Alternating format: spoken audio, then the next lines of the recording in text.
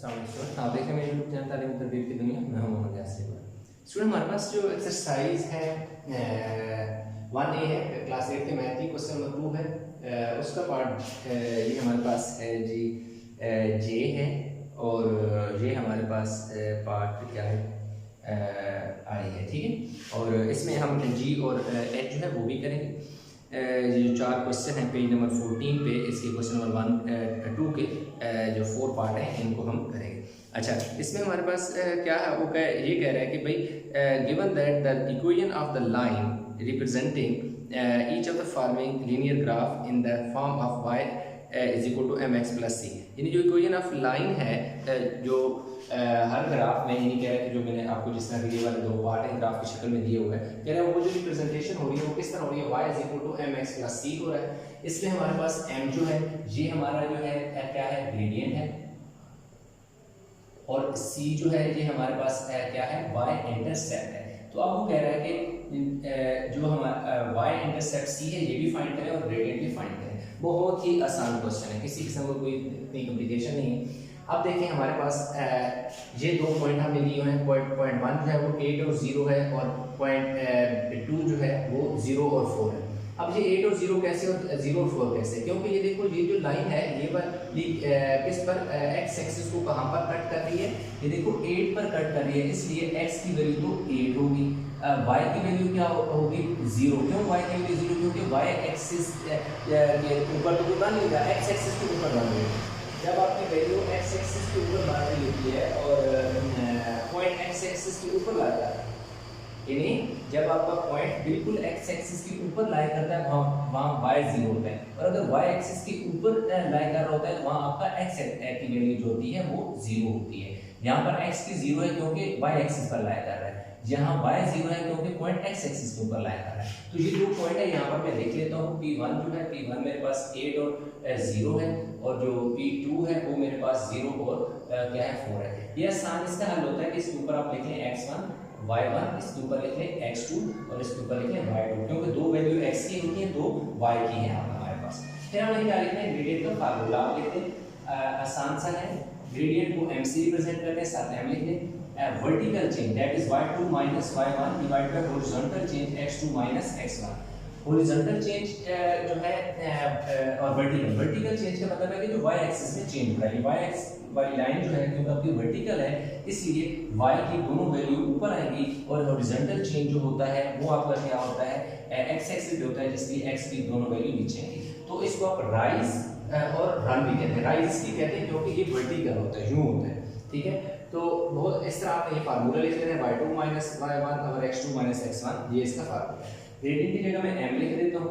अब y2 आपके पास कितना है 4 है, तो y2 की जगह 4 आगे साथ साइन माइनस को पुट कर दिया, और y1 आपका 0 पुट कर दिया। फिर हमारे पास आ जाएगा x2 0 है, फिर माइनस का साइन है, x1 हमारे पास क्या है 8 है। तो m is equal to 4 by minus 8, 4 1 ज़र 4 2 ज़र, तो m इज इक्वल टू -1/2। आपका जो ग्रेडियंट है वो आपका -1/2 है, ये नेगेटिव है, और अगर आपका नेगेटिव होता है तो आपका स्लोप जो होता है वो डाउनवर्ड होता है। आपके बुक के पेज नंबर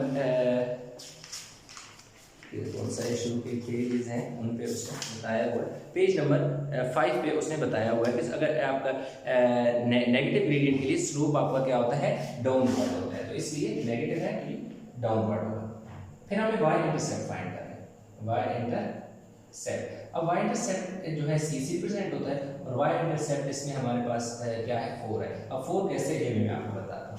4 इस तरह है कि ये देखो y इंटरसेप्ट का मतलब है कि जो लाइन है ना वो लाइन y को किस जगह कट कर रही है, क्योंकि 4 पर कट कर रही है, तो इसलिए आप हमारा जो c है वो क्या है 4 है, y इंटरसेप्ट हमारा 4 है। अगर ये लाइन यहाँ के बजाय ये 2 से कट कर दी तो फिर हमारा y इंटरसेप्ट क्या आ जाता, 2 आ जाता, ठीक है। तो अब चाहे तो लास्ट में इस वाली में पुट भी कर लें, यानी y is equal to m आपका कितना है -1/2 लिख दें, आगे क्या है x है, फिर आपके पास क्या है c है जो कि आपका y इंटरसेप्ट है, तो c की वैल्यू हमारे पास 4 है, तो यूं आप लास्ट में लिख भी सकते हैं। तो इस तरह हमारे पास जो पार्ट j है वो हमने कर लिया। अभी हमें पार्ट क्या करना है जी, मैं आया करना है। यहाँ तक रहने देते हैं, बस यहाँ पे वैल्यू चेंज कर देते हैं। अच्छा P1 हमारे पास ये है 0 -6 है, मैं यहाँ पर लिख देता हूँ कि 0 और -6 और 4 और 0, ठीक है। दूसरा मेरे पास पॉइंट है वो क्या है 4 और 0, ठीक है। अब ये देखो इससे कट कर रहा है, इसलिए x की वैल्यू 0 है, y की -6 है। -6 इसलिए क्योंकि इस ये जो 0 है इसका जो ओरिजिन है इसके बिल्कुल नीचे की जानिब जितनी भी वैल्यू होती है वो नेगेटिव होती है, तो नीचे की जानिब नेगेटिव है, तो नेगेटिव में 6 पर कट कर रहा है, तो इसलिए x की वैल्यू तो 0 है, y की 6 है -6। और इधर देखें, इधर हमारे पास जो x है वो 4 है और y 0 है, क्योंकि बिल्कुल x एक्सिस के ऊपर पॉइंट है।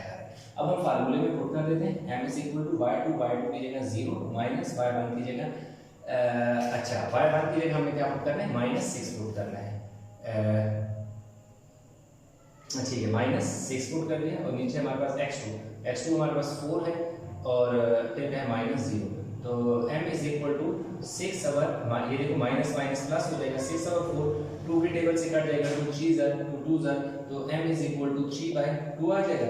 3 को डिवाइड कर लो, 2 से 2 1 ज़र 2 पीछे 1, तो m हमारे पास क्या होता है 1/2 हमारे पास आ जाएगा। और क्योंकि ये पॉजिटिव है तो इसलिए अब इसका जो स्लोप होगी वो अपवर्ड होगी। अब हमारे पास नेक्स्ट आ जाता है कि y इंटरसेप्ट हमें फाइंड करना है, ठीक है। y इंटरसेप्ट हमारे पास क्या आ जाएगा c, वो हमारे पास क्या आ जाएगा -6 आ जाएगा, क्या आ जाएगा ये पार्ट आई है, इधर लिख दो =-6। क्यों -6 आ रहा है, क्योंकि ये देखो ये वाली y वाली लाइन है ना, y वाली लाइन को इस लाइन ने कहां पर कट की है -6 पर कट की है, इसलिए y की वैल्यू क्या आ जाएगी ये y इंटरसेप्ट जिसको c से रिप्रेजेंट करते हैं वो -6 आ रहा है। तो इस तरह पार्ट i और j भी कर लिए। अच्छा, इसमें हमारे पास दो पार्ट और हैं, एक पार्ट g और h बिल्कुल सेम है, तो ऐसे है कि मैं आपको पार्ट g करा देता हूँ, h आपने खुद कर लेना है। पार्ट जी है, इसी ग्राफ के अंदर हम थोड़ी सी चेंज कर लेते हैं, 4 और किससे कर रहा है 3 से कट कर रहा है, ठीक है। सो थोड़ा सा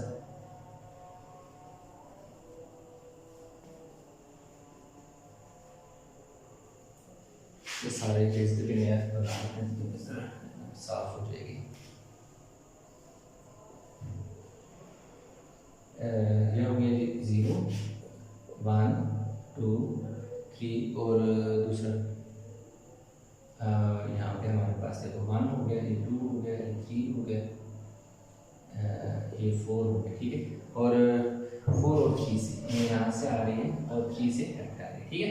तो हमारे पास एक पॉइंट ये P1 है जो कि क्या है 3 और 0 है, क्योंकि x की वैल्यू 3 है, y की 0, और ये वाला हमारे पास बनेगा कि 0 और 4 जो कि P2 बनेगा, क्यों कि y की वैल्यू तो 4 है लेकिन x की 0 है, क्योंकि y एक्सिस के ऊपर पॉइंट बन रहा है।